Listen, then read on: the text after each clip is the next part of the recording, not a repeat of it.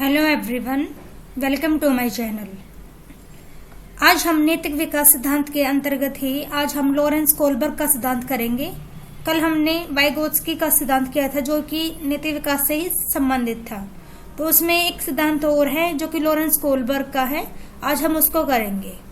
तो आज हम करेंगे moral development theory of Kohlberg. तो इससे पहले हम जान लेते हैं कि नैतिक विकास होता क्या है, किसको बोलते हैं नैतिक विकास। जो नैतिक विकास से तात्पर्य है तर्क और चिंतन के आधार पर किसी को सही व गलत बताना, अच्छा या बुरा तथा उचित या अनुचित बताना है। मतलब कि जो नैतिक विकास से मतलब क्या हमारा कि किस प्रकार से मतलब हम कैसे हम तर्क देते हैं कि किस चिंतन के बेसिस पे हम किसी भी चीज को हम सही या गलत बताते हैं, हम उसको अच्छा या बुरा कह रहे हैं या हम उचित या अनुचित बता रहे हैं उसको। और बालक में जो नैतिक विकास होता है वह जन्मजात नहीं होता है, यह सामाजिक परिवेश से अर्जित किया जाता है। मतलब बाय बोर्ड नहीं होता है, ये एनवायरमेंट से ही हम इसको ग्रहण करते हैं। यदि हम बात करें तो हम मेनली जो ये नैतिक विकास होता है ये बाल्यावस्था से स्टार्ट होता है। मतलब कब से स्टार्ट होता है? ये बाल्यावस्था से स्टार्ट होता है। कि हम पढ़ेंगे अभी इस सिद्धांत को हम अच्छे से करेंगे अभी लॉरेंस कोलबर्ग का सिद्धांत। ये देखिए, ये थे लॉरेंस कोलबर्ग। तो इन्हीं का हम सिद्धांत पढ़ने वाले हैं आज। जीन प्याजे द्वारा प्रस्तावित नैतिक विकास के विचारों का विस्तार करते हुए, मतलब जीन प्याजे ने जो नैतिक विकास सिद्धांत दिया था उसी का इन्होंने विस्तार करते हुए लॉरेंस कोलबर्ग ने नैतिक विकास का एक पूरा सिद्धांत विकसित करने के लिए जीवन भर काम किया। मतलब उन्होंने इनके सिद्धांत को प्रतिपादन करने के लिए इन्होंने लगातार काम किया नैतिक विकास सिद्धांत पे के बारे में हमको बताने के लिए। कहानी बताने की तकनीक का उपयोग करते हुए उन्होंने बच्चों पर कई अध्ययन किए। मतलब कि इन्होंने स्टोरी टेलिंग वे इन्होंने अपनाया था और उन्होंने बहुत सारे बच्चों पर स्टडी की उसके बारे में। उनके अध्ययन की कहानियां आमतौर पर कुछ प्रकार की नैतिक दुविधाओं के इर्द गिर्द घूमती हैं। तो जो उन्होंने कहानियां जो उन्होंने मतलब यहाँ पे सिलेक्ट की थी वो सारी जो मोरल मतलब प्रॉब्लम्स होती हैं उनके रिगार्डिंग ही इन्होंने यहाँ पे सिलेक्ट की थी। हर कहानी के अंत में वह अपने बच्चों से कुछ सवाल पूछते थे। मतलब जैसे वो स्टार्टिंग में बच्चों को स्टोरी सुनाते थे और लास्ट में बच्चों से क्वेश्चनिंग करते थे उस स्टोरी के बारे में, और तर्क को रेखांकित करने के लिए उनके उत्तरों का विश्लेषण करते थे। मतलब बच्चों ने किस टाइप से मतलब वो चाह रहे थे यहाँ पे बच्चों का तर्क को यहाँ पे निकलवाना चाह रहे थे बच्चों से। तो उसी वजह से वो बच्चों ने आंसर किया है उन्हीं का वो अच्छे से विश्लेषण करते थे। इसके अलावा अपने अध्ययन के आधार पर उन्होंने प्रस्ताव दिया कि नैतिक विकास में 6 चरण शामिल होते हैं। टोटल 6 चरण शामिल होते हैं और इन 6 चरणों को आगे 3 स्तरों में बांटा जा सकता है और इनको हम भी पढ़ेंगे। देखिए, सबसे पहले मैं आपको एक बार इमेज दिखा देती हूँ। ये देखिए, ये है स्टेज ऑफ मोरल डेवलपमेंट। तो सबसे पहले यहाँ पे है प्री कन्वेंशनल स्टेज, जिसका टाइम पीरियड होता है 3 से 7 ईयर्स। सेकंड है कन्वेंशनल स्टेज, 8 से 13 एज ये होती है इसमें। और लास्ट जो है वो है पोस्ट कन्वेंशनल, एडल्टहुड इसमें आ जाती है। तो देखिए आप यहाँ पे हम प्री कन्वेंशनल के यहाँ पे 2 जो और बताए थे लेवल्स वो है यहाँ पे सेल्फ इंटरेस्ट हो जाएगा, अवॉइडिंग पनिशमेंट हो जाएगा। और कन्वेंशनल में यहाँ पे लॉ एंड ऑर्डर मोरालिटी, साथ में गुड बॉय एटीट्यूड्स या गुड गर्ल एटीट्यूड्स। और यहाँ पे पोस्ट कन्वेंशनल एडल्टहुड वाले में प्रिंसिपल हो जाएंगे और सोशल कॉन्ट्रैक्ट हो जाएगा। तो इन्हीं को हम अभी एक करके अच्छे से पढ़ेंगे। तो सबसे पहले हमारा यहाँ पे क्या है, सबसे पहले हमारी है पूर्व पारंपरिक नैतिकता, मतलब कि प्री कन्वेंशनल मोरालिटी।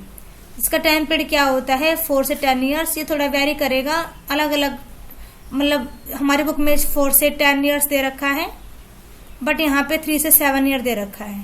तो अलग अलग कंसेप्ट होते हैं, इसी वजह से यहाँ पे ये वाला यहाँ आपको ऐसा देखने को मिलेगा। तो जो पूर्व पारंपरिक नैतिकता होती है इसमें ब्याह चल के 2 स्तर होते हैं। यहाँ नैतिकता का आकलन वयस्कों के मानकों और एक कार्यवाही के परिणाम के आधार पर किया जाता है कि मतलब किस तरह से बच्चा काम कर रहा है, क्या वो जो नॉर्म्स बनाए गए हैं, मानक जो रूल्स बनाए गए हैं, क्या उनके अकॉर्डिंग बच्चा काम कर रहा है, उसके बेसिस पे ही यहाँ पे नैतिक विकास को देखा जाता है। तो यहाँ पे इस वाली प्री कन्वेंशनल स्टेज के यहाँ पे फर्स्ट चरण जो है वो ये वाला है, आज्ञाकारिता और सजा अभिन्यास, या फिर आज्ञा एवं दंड की अवस्था, इसको हम कहेंगे। तो इसमें क्या होता है कि बच्चों के लिए वो अनैतिक है जिसे प्राधिकरण द्वारा दंडित किया जाता है। मतलब कि आज्ञा, इसमें यहाँ पे जो अनैतिक काम है जिसके लिए मतलब पनिशमेंट मतलब कर रखी है कि हाँ ये करेंगे तो उसके लिए ये पनिशमेंट मिलेगी। मतलब वो अनैतिक और नैतिक के बच्चों को यहाँ पे डिफरेंस पता चल जाता है कि क्या यहाँ पे मतलब हमको यदि हम आज्ञा मानेंगे तो ठीक है, अगर आज्ञा नहीं मानेंगे तो हमको पनिशमेंट मिलेगी। जैसे छोटे बच्चों को पता लग जाता है कि मैं ये काम करूंगा तो मेरे को दंड मिलेगा, और यदि मैं एक तरीके से मैं यदि अच्छा काम करूंगा तो मेरे को दंड नहीं मिलेगा बल्कि मेरी प्रशंसा की जाएगी। तो यहाँ पे सेकंड जो चरण है वो क्या है, अहंकार की अवस्था या अदला बदली की अवस्था। इसको हम व्यक्तिवाद और विनिमय भी बोलते हैं। यह चरण जो होता है यह स्वचालित मतलब खुद से ही कंट्रोल होता है। बच्चों को पहली बार समझ में आता है कि अलग अलग व्यक्ति के पास अलग अलग दृष्टिकोण हो सकते हैं। मतलब बच्चों को ये बात पता चल जाती है कि जैसा हम सोचते हैं जरूरी नहीं कि सब वैसा सोचेंगे, सबकी अपने सोचने का तरीका होता है। और ये वाली बात छोटे बच्चों को यहाँ पे समझ में आ जाती है, इस वाली एज ग्रुप के बच्चों को। एक कार्रवाई को नैतिक रूप से ही सही माना जाता है वो व्यक्ति के सर्वोत्तम हित में हो। मतलब जो नैतिक हम किसको मानेंगे यहाँ पे, मोरल किसको मानेंगे कि जो सबके हित में हो। बच्चा इस बात को समझ जाता है कि जो सबके लिए ठीक है वही नैतिक होता है या वही मोरालिटी होता है। तो मैंने आपको अभी बताया था ये, तो हमने यहाँ पे फर्स्ट वाला कर लिया है सेल्फ इंटरेस्ट और अवॉइडिंग पनिशमेंट को। हम करेंगे कन्वेंशनल, जिसमें देखिए ये हमारा सेकंड आ गया यहाँ पे पारंपरिक नैतिकता या नैतिक उच्च स्तर, कन्वेंशनल मोरालिटी, जिसका टाइम पीरियड क्या है 10 से 13 ईयर्स। इस चरण में या इस स्तर में चरण 3 और 4 शामिल हैं। इस स्तर के दौरान बच्चे नैतिकता का न्याय करने के लिए समाज के मूल्यों को आंतरिक बनाना शुरू कर देते हैं। मतलब जो हमारे सोसाइटी के जो मूल्य या नैतिक मूल्य जो बना रखे हैं, जो रूल्स बना रखे हैं, तो बच्चे उनको अपने मतलब इनर मतलब उसको ग्रहण करना स्टार्ट कर देते हैं। बच्चे नैतिकता के जो मूल्य या नियम्स जो बना रखे हैं उनको। जो इसमें जो चरण 3 है उसको हम करेंगे अभी। यह है अच्छा पारंपरिक संबंध या प्रशंसा की अवस्था। नैतिक मूल्य को पहचानने के संदर्भ में अभिनेता का इरादा अधिक महत्वपूर्ण होता है। मतलब नैतिक मूल्य यदि हम पहचानेंगे तो उसके लिए मतलब जो हमारा जो हमारी इरादा है, जो हमारी सोच है, वो ज्यादा इंपॉर्टेंट होता है। यदि बच्चे का इरादा दूसरों की सहमति या समाज की स्वीकृति हासिल करने का है तो अभिनेता को नैतिक रूप से सही माना जाएगा। मतलब यदि बच्चा चाहता है कि जैसे दूसरे चाहते हैं, जैसे हमारी सोसाइटी चाहती है, यदि हम उसके अकॉर्डिंग ही हम काम कर रहे हैं तो मतलब हाँ ये चीज नैतिक है और उसकी प्रशंसा की जाएगी। बच्चों को इस बात का पता चल जाता है। नेक्स्ट यहाँ पे चरण 4 है, ये सामाजिक व्यवस्था बनाए रखना, सामाजिक व्यवस्था के प्रति सम्मान की अवस्था। इस चरण में नैतिकता का निर्णय एक कर्तव्य, कानून और सामाजिक व्यवस्था पर आधारित होता है। मतलब कि इस चरण में जो नैतिकता है, जो मोरालिटी है, उसका जो डिसीजन है वो जैसे कोई कर्तव्य हो गया, उसकी ड्यूटी होगी, कानून और सामाजिक व्यवस्था पर बेस रहेगा। सारा का सारा यहाँ पे मोरालिटी है वो इन तीनों चीजों पे बेस रहेगी, कर्तव्य पे, कानून पे और सामाजिक व्यवस्था या फिर सोशल सिस्टम के ऊपर। नेक्स्ट हमारी जो थर्ड है वो है उत्तर पारंपरिक स्तर, मतलब पोस्ट कन्वेंशनल मोरालिटी, जो कि है 13 वर्ष के बाद। अंतिम स्तर में नैतिक विकास के चरण 5 और 6 शामिल हैं। मतलब इस वाले में हम 2 चरण और करेंगे, 5 और 6 चरण। कुल वर्ग के अनुसार इस स्तर पर बहुत कम लोग पहुंच पाते हैं। क्या कहा इन्होंने कि जो ये चरण 5 और 6 हैं इन तक बहुत कम ही इंसान पहुंच पाते हैं। यहाँ सामाजिक शासन और व्यवस्था पर व्यक्तिगत परिपेक्ष्य को अधिक महत्व दिया जाता है। मतलब कि यहाँ पे जो हम पर्सनल हम एटीट्यूड्स की बात करेंगे तो उसको यहाँ पे ज्यादा इम्पोर्टेंस दी जाती है हमारे सामाजिक शासन और सिस्टम के ऊपर। व्यक्तिगत न्याय नैतिकता बुनियादी मानवाधिकारों और न्याय पर आधारित होती है। मतलब जो व्यक्तिगत जो हमारी पर्सनल मतलब नैतिकता होती है, मोरालिटी होती है, वो मानवाधिकारों व न्याय पर बेस रहती है। तो हम करेंगे चरण जो 5 है वो वाला, सामाजिक अनुबंधन और व्यक्तिगत अधिकार या सामाजिक समझौते की अवस्था। इस चरण में व्यक्ति या बच्चा समझता है कि विभिन्न लोग और समुदाय अलग अलग विचार और कानून रख सकते हैं। मतलब कि व्यक्ति क्या समझता है, बच्चा क्या समझता है कि अलग अलग लोग अपने अलग अलग विचार होते हैं और उन सबके अलग अलग कानून होते हैं। ये बात बच्चों को यहाँ पे समझ में आ जाती है। समाज के कठोर कानून कठोर नियम नहीं है। क्या मतलब क्या कि समाज का जो कानून है वो कठोर नियम नहीं है। अगर हम चाहे तो हम उनमें बदलाव कर सकते हैं according to time and need, मतलब हम उसमें चेंज ला सकते हैं। नेक्स्ट देखिए, यहाँ पे नेक्स्ट है चरण नंबर 6 या चरण नंबर 6, यूनिवर्सल प्रिंसिपल, सार्वत्रिक नीतिपरक सिद्धांत उन्मुखता। व्यक्ति नैतिकता को कुछ सार्वभौमिक सिद्धांतों के आधार पर अभिनेता की व्यक्तिगत न्याय का निरीक्षण करता है, जो कि समाज के नियमों और विनियमों से परे होती है। मतलब कि जो व्यक्ति है वो मोरालिटी को कुछ सिद्धांतों के अकॉर्डिंग यहाँ पे उसका निरीक्षण करता है। मतलब वो नियमों और मतलब रूल्स को वो नहीं मानता, वो सिर्फ जो सिद्धांत बना रखे हैं इनके अकॉर्डिंग वो उसका वो निरीक्षण करेगा। तो ये हमारा टॉपिक था आज का। आई होप कि आपको समझ में आ गया हो। आज हमने किया है कोलबर्ग का नैतिक सिद्धांत। ज़्यादा मुश्किल सिद्धांत नहीं है, इजी है ये, एक बार आप ध्यान से कर लोगे तो हो जाएगा। तो आज हमने किया है नैतिक विकास सिद्धांत लॉरेंस कोलबर्ग का।